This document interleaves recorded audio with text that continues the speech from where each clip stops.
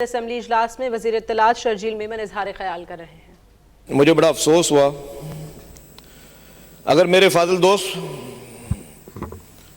कि अगर कोई ज़ाती इशूज अपनी जमात में है तो उसका नज़ला यहां ना गिराते, क्योंकि हम समझते हैं कि हमने अभी तक एक अच्छे इत्तेहादी होने का सबूत दिया है, एक दूसरे को अकोमोडेट करने का सबूत दिया है, क्योंकि हमारी लीडरशिप का कहना यही है कि तमाम पॉलिटिकल पार्टीज को साथ लेकर चलें। लेकिन अगर इस ऐवान में बैठकर नफरत से भरी गुफ्तगू, तासुब से भरी गुफ्तगू होगी तो डेफिनेटली जवाब तो फिर बनता है। फिर ऐसा तो नहीं हो सकता कि हम किसी चीज का जवाब ना दें।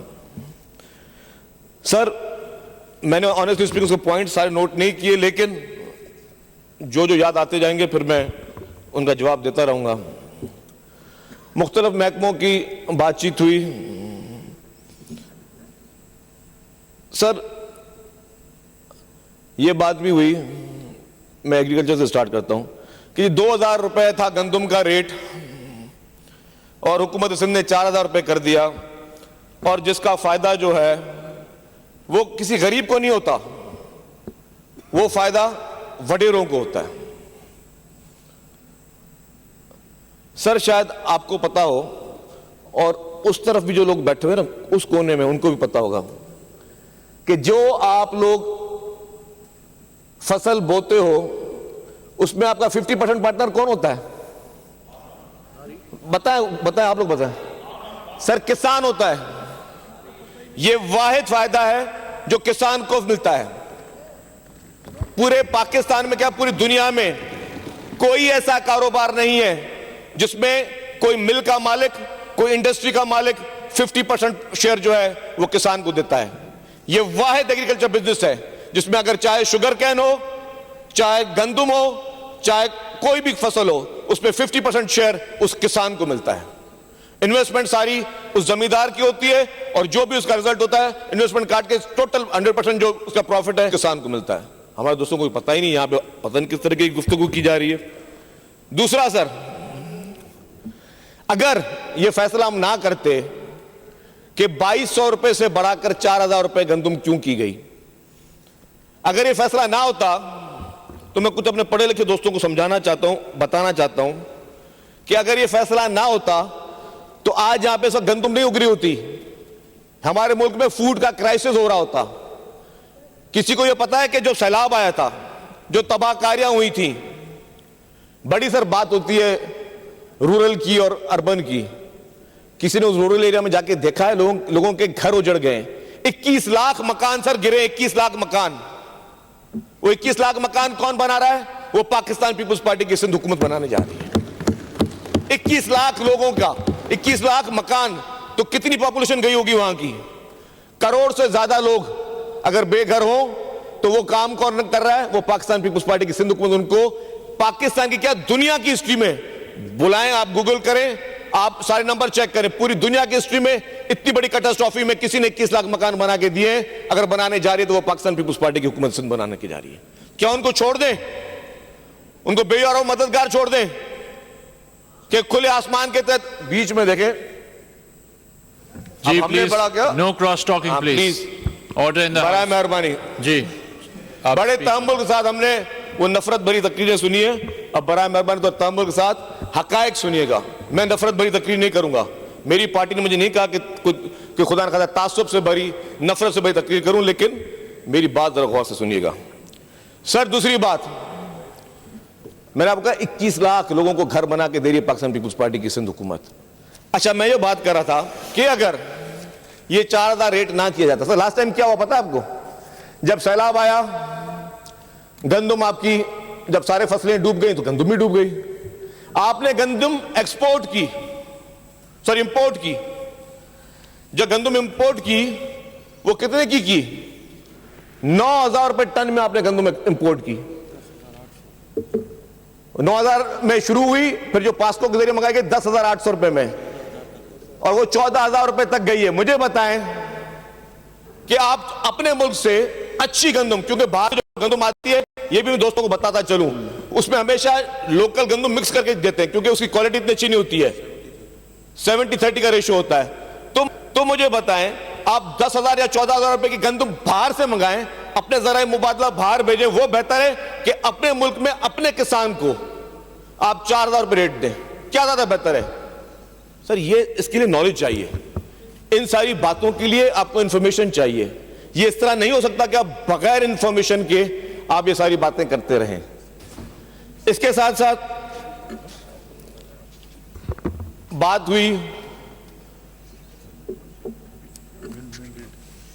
नकली मैंडेट की। पॉइंट मुझे बता दीजिए क्या जो पॉइंट, नकली मैंडेट की जो बात हुई सर, बल्दियात के इलेक्शन हो रहे थे, ठीक है, किसने बोला था एमक्यूएम को बायकॉट करे? किसने एमक्यूएम को कहा था कि बायकॉट करे सर? बताएं। हमने तो नहीं कहा था एमक्यूएम को कि बायकॉट करें जी। आप इलेक्शन कॉन्टेस्ट करते, आपके लिए दिल भी खुले थे, आपके लिए मैं ज्यादा कोई बात नहीं करूंगा, लेकिन एमक्यूएम ने अपनी मर्जी से बायकॉट किया ना। तो आप आज मैंडेट की बात कर रहे हो, आपने कराची के मेयर की बात कर ली, तो आपको किसने मना किया था इलेक्शन लड़ने से? भाई आप लड़ते ना, आपको किसी ने मना नहीं किया था। मेरे दोस्त ने बात की लॉ एंड ऑर्डर की, क्या कहा जी? कराची में स्ट्रीट क्राइम है, मैं मानता हूं स्ट्रीट क्राइम है, लेकिन अल्हम्दुलिल्लाह कराची में हड़तालें नहीं होती, कराची में बोरीबंद लाशें नहीं मिलती, कराची में अब गाड़ियां नहीं जलती, जिन्होंने जलाई 2-4 दिन के लिए उनके साथ कर लिया, कराची में दहशतगर्दी नहीं होती, कराची में भत्ता नहीं लिया जाता। तो मेरे दोस्त जो फरमा रहे थे कि जी कराची के लॉ एंड ऑर्डर खराब है, सर बिल्कुल इंप्रूवमेंट की कोशिश की जा रही है। सेंसस की बात की मेरे दोस्त ने, यस, ये वजीर आला सिंध थे जिन्होंने सबसे पहले सेंसस पे ऑब्जेक्शन किया, सबसे पहले। और अगर सेंसस में पॉपुलेशन रिवाइज हुई है तो वजीर आला सिंध के जाती इंटरेस्ट की वजह से हुई है, सिंध कैबिनेट की वजह से हुई है। हमारे दोस्तों को तो पता भी नहीं था, हमारे दोस्तों को तो पता भी नहीं था कि किस तरीके से सेंसस हो रहे हैं। ये हमने हर मौके पर एहतियात, और एक एक रिकॉर्ड, एक एक लेटर रिकॉर्ड का हिस्सा है, एक एक मीटिंग के मिनट रिकॉर्ड का हिस्सा है। अगर आप बोले कल की तारीख में मुकेश चावला साहब हमारे मिनिस्टर ये सारे डॉक्यूमेंट्स आपको दे दें, कितनी दफा सिंध हुकूमत ने एहतजाज किया कि जी ये सेंसस ठीक नहीं हो रहे, हमें एहतजाज है। लास्ट टाइम भी क्या हुआ, चले मैं बता दूं आपको। या तो आज हमारे फाजिल दोस्त जो फरमा रहे थे कि सेंसस में, मैं सवाल पूछता हूं अभी, और वहां से सीटों में बैठ कर बात भी हो रही, क्यों आपको इस सेंसस पे एतराज था या इससे पहले सेंसस पे एतराज था या नहीं था? जवाब दे दे मुझे। इससे पहले सेंसस हुआ था, उसमें भी सिंध के साथ ज्यादती हुई। पाकिस्तान पीपुल्स पार्टी के चीफ मिनिस्टर, उस वक्त आपके इमरान खान नियाजी प्राइम मिनिस्टर थे, पाकिस्तान पीपुल्स पार्टी के चीफ मिनिस्टर ने जो फेडरल गवर्नमेंट में मीटिंग हुई उसमें डिसेंटिंग नोट दिया कि हम इस सेंसस को नहीं मानते। जो उस वक्त फेडरल कैबिनेट का हिस्सा थे उन्होंने साइन कर दिया कि हम सेंसस को मानते हैं। तो किसने कॉम्प्रोमाइज किया, हमने किया या आपने कॉम्प्रोमाइज किया? जवाब दें मुझे।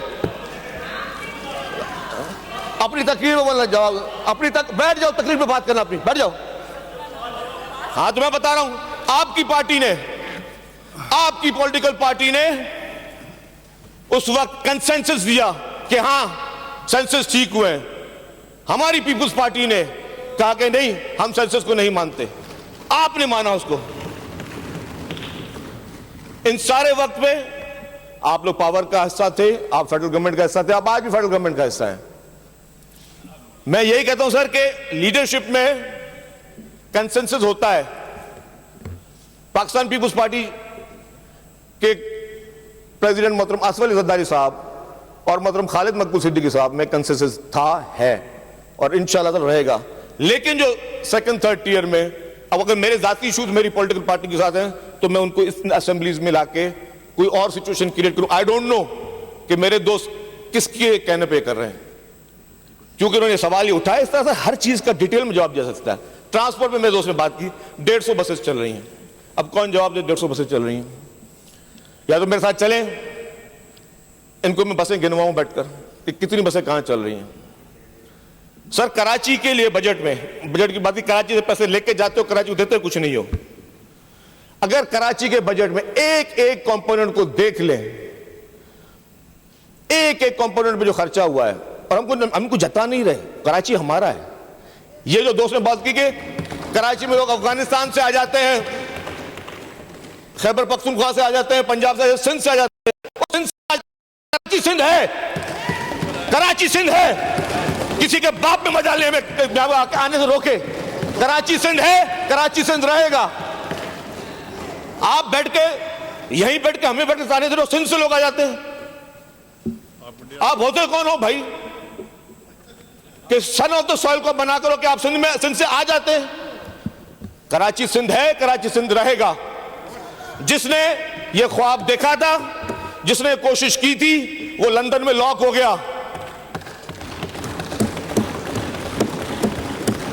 दूसरी बात, ट्रांसपोर्ट की बात। सर ट्रांसपोर्ट महकमे में रेड लाइन भी बन रही है अरबों रुपए की। कराची शहर के लिए येलो लाइन भी बन रही है अरबों रुपए की।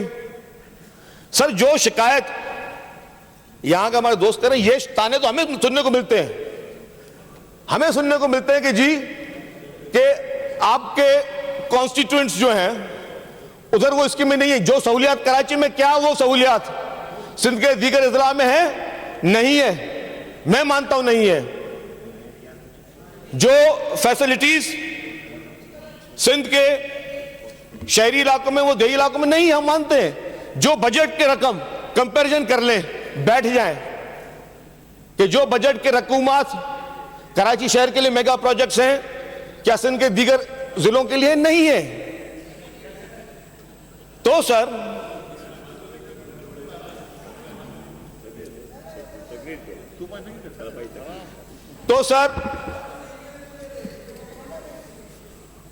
अब देखें तो बैठे बैठे जो है ना थोड़ी, और इससे पहले क्या बोले थे मौजूद मेंबर, बात करने नहीं दूंगा, धमकी है धमकी।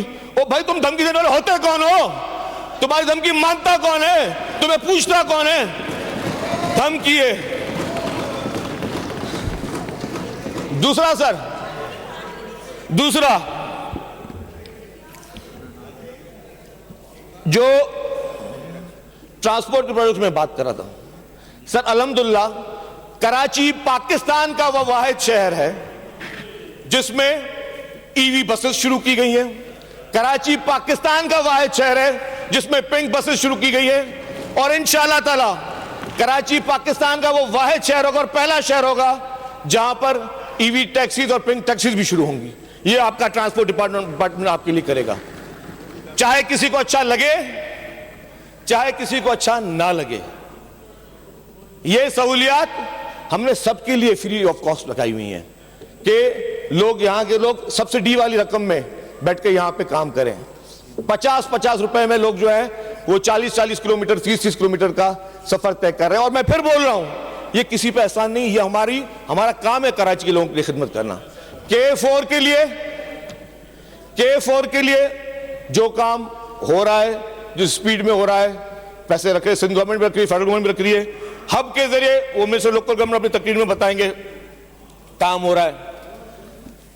सर हमारे दोस्तों ने एतराज किया जी कि कराची शहर में हेल्थ की फैसिलिटीज नहीं है। अब सर मैं इससे ज्यादा तो मैं समझता हूं कि कोई और झूठ का पलंदा हो नहीं सकता। पूरे पाकिस्तान भर में अगर सबसे ज्यादा टॉप क्वालिटी की कोई free of cost health service है तो सूबा सिंध में और सिंध के शहर कराची में है। पूरे पाकिस्तान, ओपन चैलेंज, नाम ले दे, मुझे ले दे, लाहौर का नाम ले दे, मुझे इस्लामाबाद का दे दे, मुझे पेशावर का दे दे, मुझे कोयटा का दे दे। कौन सा पाकिस्तान का सूबा है जिसमें अभी तक 25 से ज्यादा NICVDs खुल चुके हैं, जिसमें free of cost free of cost stents डल रहे हैं, लोगों की एंजियोप्लास्टी एंजियोग्राफी हो रही है पूरे पाकिस्तान। मुझे एक जगह बता दें, infection disease sir, infection disease के हॉस्पिटल कराची में पाकिस्तान की पहली हॉस्पिटल है। Cyber knife sir, cyber knife जो इस वक्त आप दुनिया के किसी भी मुल्क में चले जाएं, अमेरिका में चले जाएं, $60,000 $70,000 पर पेशेंट, और यहां पे मुफ्त का इलाज हो रहा है। अरबों रुपए की सब्सिडियां यहां हॉस्पिटल को दी जा रही है, अरबों रुपए की, लेकिन किसी से कोई पैसे नहीं लिए जा रहे, किसी पेशेंट से पैसे नहीं लिए जा रहे। गम्बट हॉस्पिटल सर, वो खैरपुर में कायम अली शाह साहब की मेहरबानी से, उस वक्त चीफ मिनिस्टर थे, पाकिस्तान का वाहिद हॉस्पिटल जिसमें free of cost liver lungs का ट्रांसप्लांट हो रहा है। ये किसमें है? ये आप पीपुल्स पार्टी की सिंध हुकूमत कर रही है। सर हेल्थ में मैं कहता हूं ओपन चैलेंज है ना, जिस प्लेटफॉर्म पे बैठ के आपने बात करनी है करें। इंसान की जिंदगी के लिए सबसे ज्यादा इंपॉर्टेंट क्या होता है? इंसान की जिंदगी के लिए सबसे ज्यादा इंपॉर्टेंट उसकी सेहत होती है, उसकी जान होती है, और उसी जान का सबसे ज्यादा अगर ख्याल किसने रखा है तो वो आपकी पाकिस्तान पीपुल्स पार्टी के हुकूमत सिंध ने रखा है। यहां पर नफरत की बातें बहुत लोग करते हैं, लेकिन जोड़ने वाले कम होते हैं। मैं समझता हूं कि पाकिस्तान पीपुल्स पार्टी ने की कामयाबी ये है कि अभी इलेक्शन हुए सर, कराची में, मलीर में पाकिस्तान पीपुल्स पार्टी जीती, मुल्तान में पाकिस्तान पीपुल्स पार्टी जीती, कश्मीर में पाकिस्तान पीपुल्स पार्टी जीती। यह है मुल्क को जोड़ने वाली पार्टियां। और जो पार्टियां नफरत की सियासत करती हैं, जो नफरत को प्रमोट करती हैं, उनका हाल भी देख रहे हैं, वो दिन ब दिन सुकरती जाती हैं। उनके लिए ये हालात भी आ जाते हैं कि इलेक्शन में खड़ी भी नहीं हो सकती हैं। तो सर हम चाहते हैं कि नफरत की सियासत को खत्म किया जाए, जो अमन और भाईचारे की सियासत, जो हमारी लीडरशिप का दर्स है, उसको हम लेकर चलें, सब पार्टी को लेकर चलें। मुझे बड़ा अफसोस हुआ कि यहां पे जो तकरीर की गई सर, ये तो मेरा था उस तकरीर का जवाब। अब मुझे पता मुकेश चावला साहब मुझे सेपरेट तकरीर तो नहीं करने देंगे बजट पे, तो मैं इसी पे ही जो बाकी कुछ पॉइंट्स से वो मैं ऐड करता चलूं। सर हुकूमत सिंध ने, मैं कहता हूं कि वाकई अभी भी सुनामी की वार्निंग थी। मैं सलाम पेश करता हूं हमारी गवर्नमेंट ऑफ सिंध को, हमारे चीफ मिनिस्टर को, पाकिस्तान पीपुल्स पार्टी की लीडरशिप को, मोहतरम बिलावल भुट्टो ज़रदारी साहब को, जनाब आसिफ अली ज़रदारी साहब को, मोहतरमा फरियाल तालपुर साहबा को। जिस तरीके से सुनामी की वार्निंग आई, पूरी की पूरी लीडरशिप एक एक एमपीएस और एमएनएस के साथ राब्ते में थी। ठट्टा हो, सजावल हो, बदीन हो, कराची के कोस्टल बेल्ट्स हो, हर जगह पे आपके और हमारे इलेक्टेड रिप्रेजेंटेटिव्स वहां पे मौजूद थे। सर आपको पता है कितने लोगों को इवैक्यूएट किया 3 दिनों में? कितने लोगों को? 74,000 लोगों को 3 दिनों में इवैक्यूएट किया है। और अगर खुदा ना खास्ता ना करते तो क्या होता? वो जो देहात हैं, सुनामी नहीं आया, लेकिन वो पानी की हाई टाइड जो अगर वो देहात सारे पानी के नीचे हैं। इस वक्त हमें पूरे रिसोर्सेज लगाने पड़ते उनको रेस्क्यू करने में, और इसमें इस पूरे अमल में आपके सिंध गवर्नमेंट, आपकी इंतजामिया, हमारी आर्मी, हमारी रेंजर्स, हमारी नेवी, हमारी कोस्ट गार्ड, सारे इदारे मिलकर उन्होंने इस पूरे रेस्क्यू ऑपरेशन को बनाया है, आगे किया है। लेकिन क्या था सर, ये हुकूमत का विजन था। जाहिर है इसमें करोड़ों रुपए खर्च हुए होंगे। आप 76,000 लोगों को एक जगह से शिफ्ट करके दूसरी जगह ले जाएं, फिर उन रिलीफ कैंपों में खाना पहुंचाना, उन रिलीफ कैंपों में बिस्तरे पहुंचाना, उधर 3 वक्त तक खाना देना, वहां पे मेडिकल की फैसिलिटीज देना। अभी रेस्क्यू 11, 22 की सारी गाड़ियां वहां पे मौजूद है। उसी तरीके से आपके जितनी गवर्नमेंट की मशीन है सारी अलर्ट है। कराची में, कराची के लिए भी सक्खर से, लाड़काना से, जो भी हमारे डी वाटरिंग पंप से सीएम साहब ने यहां पे मंगवा के रख दिए कराची के लिए। अगर खुदा न खासा यहाँ क्लाउड बस की जो चांसेस हो रहे थे वो हो जाए तो हम उसको लोगों को हम लोग जो है वो सही टाइम पे हम सारी चीजें को ड्रेन कर सके। तो ये गवर्नमेंट ऑफ सिंध सर हमेशा ये इन आजमाइशों ने हमें सिखाया है। जिस तरह मैंने कहा पिछले सैलाब में सर, उससे पहले कोविड में क्या हुआ था?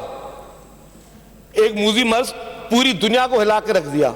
आज दिन तक पूरी दुनिया कोविड के आफ्टर इफेक्ट से नहीं निकल सकी है। काफी मुल्क बैंक करप्ट हो गए, काफी मुल्कों की इकोनॉमी बैठ गई जो आज दिन तक नहीं खड़ी हो सकी। आपके मुल्क में भी यही हुआ, लेकिन यही आपकी सिंध हुकूमत थी, ये आपकी सिंध हुकूमत है जिसने तमाम लोगों को ना सिर्फ रिलीफ दिया, लेकिन आपकी हेल्थ फैसिलिटीज उस वक्त जिस तरीके से आपके एक्सपो सेंटर्स में ये बनाई गई, इसके कोविड के सेंटर्स बनाए गए, पूरे सिंध के हर जिले में बनाए गए, वैक्सीनेशन मंगवाना, सब चीजें करना, ये सारा सिंध हुकूमत ने किया, अवाम के लिए किया, अवाम के पैसों से किया, अवाम के लिए किया, अवाम का पैसा अवाम के ऊपर खर्च किया। लेकिन जिसके रिलीफ, जैसा ये सैलाब की मैं बात कर रहा था, ये सैलाब बहुत बड़ी आफत थी, आपको भी पता है कि इसने क्या हशर कर जाते, लेकिन आपकी और हमारी सिंध हुकूमत ने लाखों अफराद को, सर लाखों अफराद को, बारिशें पड़ रही हैं, लकड़ियां गीली हैं, लोगों के पास खाने के लिए खुराक नहीं थी, जो भी पका पकाया खाना है, कुक्ड फूड, वो पहुंचाया सिंध हुकूमत ने। उसके बाद फिर राशन पहुंचाए, और ये नहीं 15-15 दिन के राशन देते रहे और फिर ये 3-3, 4-4 महीनों तक पहुंचाते रहे। फिर वहां पे जो हेल्थ की फैसिलिटीज, टेंट्स, जो भी सामान देना था, हर चीज में सिंध हुकूमत ने बढ़ चढ़ कर किया। उसके बाद क्या हुआ सर? लोगों के, किसानों की जमीनें, फसलें सब तबाह बर्बाद हो गई। फिर क्या किया आपकी और हमारी सिंध हुकूमत ने, पीपुल्स पार्टी की सिंध हुकूमत ने उन किसानों को 5-5 हजार रुपए पर एकड़ दिए कि आप लोग गंदम की फसल लगाएं, वरना उनके पास तो बीज के पैसे भी नहीं थे, उनके पास तो खाद के पैसे भी नहीं थे। वो पैसे दिए 5-5 हजार रुपए पर एकड़ के जरिए कि जी लोग वापस अपने पैरों पे खड़े हो सके। जाहिर है इस सारे कामों में वर्ल्ड बैंक की मदद शामिल हुई, जो घर बना रहे 21 लाख में वर्ल्ड बैंक की मदद शामिल है, लेकिन ये लोन सिंध हुकूमत नहीं उतारना है। लेकिन सर मुझे बताएं कि इतनी बड़ी आफत में इतना बड़ा काम कौन करता जो आपकी पाकिस्तान पीपुल्स पार्टी की सिंध हुकूमत ने किया। इसके साथ एक शिकायत भी करूंगा मैं, वो मेरी शिकायत और शिकवा वो हमारी वफाकी हुकूमत से के साथ भी है कि जो वादे किए गए कराची के लिए, पूरे सूबे के लिए, एक डेवलपमेंट के वादे थे, वो इस बजट में मुझे नजर नहीं आए। जो दूसरे अहम वादे थे उनसे भी इंपॉर्टेंट, वो इन सैलाब ज़दगान के साथ जो वादे थे वो पूरे नहीं हुए वफाकी हुकूमत की जानिब से। वफाकी हुकूमत की तरफ से ये क्या कहा गया था कि जी हम घर बनाने में भी अपना शेयर देंगे, मेजर शेयर सिंध हुकूमत का था, एक पोर्शन फेडरल गवर्नमेंट का था, वो नहीं दिया। जो लोगों को खाद खुराक के लिए जो पैसे, कैश पैसे दिए गए, उसके लिए भी जो वफाक ने वादा किया था वो पूरा नहीं किया। तो उससे शिकायत हमारी बनती है। वफाक की ये जिम्मेदारी है कि जो सिंध के ग्रीवेंसेस हैं, जो सिंध से वादे किए हुए उनको पूरा करें। ये बहुत बड़ा एक अजाब था, ये एक बहुत बड़ी मुसीबत और तकलीफ थी। इसमें अगर हम सब मिलकर उन सिंध असेंबली इजलास पे शर्जील हारे ख्याल कर रहे थे।